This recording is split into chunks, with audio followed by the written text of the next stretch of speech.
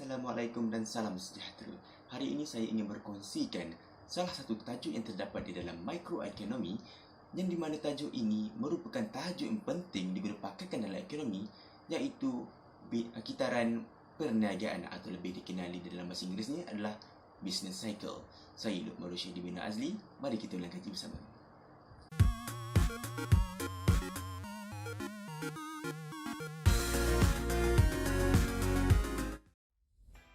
Okey, sebelum kita masuk lebih lanjut, kita mestilah kenali apakah itu kitaran perniagaan atau yang dikenali sebagai business cycle ini. Jadi, business cycle ini adalah merupakan fluctuation found in the aggregate economic activity atau dikenali sebagai proses turun naik yang terjumpa yang terdapat di dalam aktiviti ekonomi. Jadi, kalau dilihatkan derajat ini, kita akan melihat turun naik seperti ombak di situ. Jadi, proses kenaikan itu dipanggil expansion, dan manakala proses menurun itu dipanggil contraction. Jadi jika dilihatkan pada graf tadi boleh dipengaruhi, memang dipengaruhi oleh kitaran perniagaan yang berlaku di dalam GDP sebuah negara, yang di mana kenaikan GDP sebuah negara itu mempengaruhi turun naik graf tersebut. Dan pada kesan yang dipengaruhi oleh GDP sebuah negara, kitaran perniagaan ini juga dipengaruhi oleh beberapa kesan yang menyebabkan turun naik business cycle ini. Jadi, pertama yang kita lihat di sini. Yang pertama yang menyebabkan perolehan business cycle ini ialah irregular innovation atau dalam bahasa Melayunya, inovasi yang tidak menentu. Significant new invention of product and production method may spark this sizable increase in investment and consumption output, produce and employment. Yang bermaksud di sini, signifikan terhadap kaedah produk dan pengeluaran dapat mencetuskan peningkatan pelaburan dan penggunaan output, di mana akan meningkatkan jumlah pelaburan dan juga penggunaan output yang dikeluarkan dan juga pengambilan pekerja. Bagi kesan yang kedua, iaitu productivity change, unexpected change in resource availability and technology trigger a significant change in productivity rate, yang bermaksud perubahan yang tidak dijangka dalam ketersediaan sumber dan teknologi mencetuskan perubahan yang tertentu dalam kadar produktiviti. Dan yang ketiga adalah monetary factor atau faktor kewangan.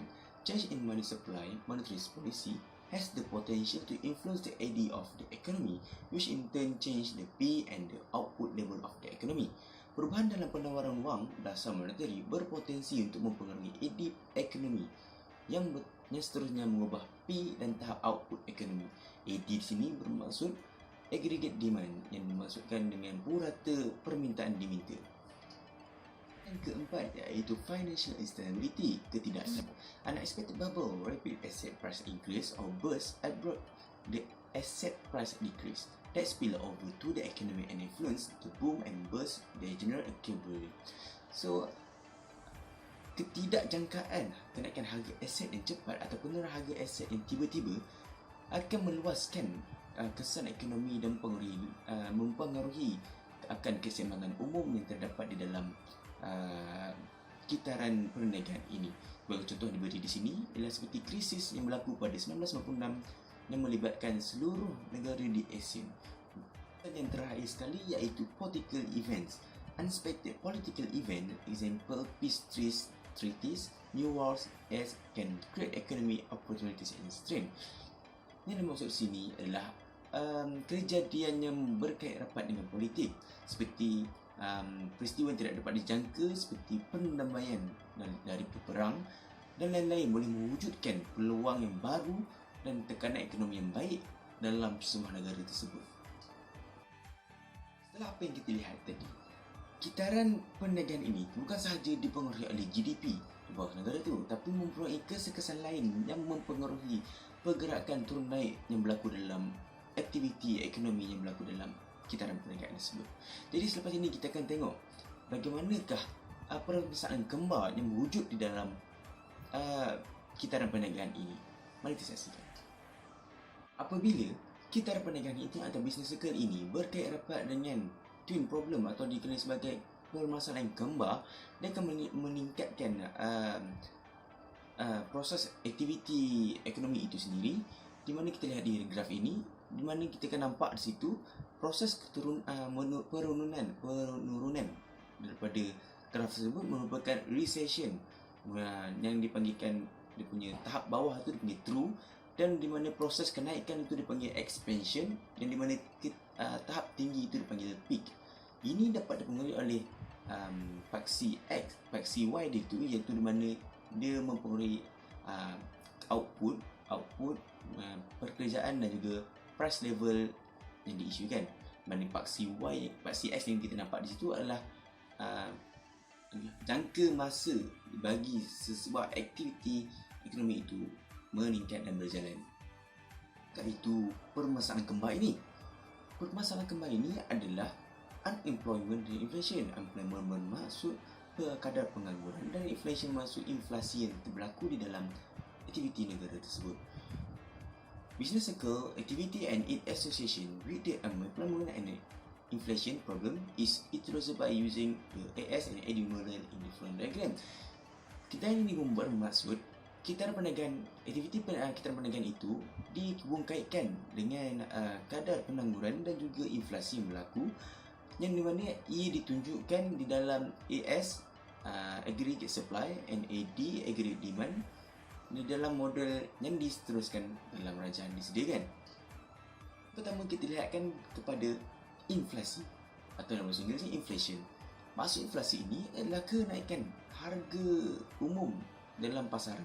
Seperti harga barang pasaran naik, jadi akan mengalami inflasi. Mana permintaan terhadap barang itu tinggi tapi mata wang itu rendah. Kita akan berada di sini a persistent and sustained increase the general price level. Maknanya kenaikan yang mendadak terhadap satu harga itu. About inflation, the incidence of inflation implies that there is an increase in the cost of living and cost of lower purchasing power. Maksudnya ini kejadian inflasi ini mempengaruhi kenaikan taraf hidup dalam sebuah negara, di mana akan merendahkan purchasing power di situ. Jadi, there is an inverse relationship between inflation and the value of money. The rise in the general price means a drop in value of money.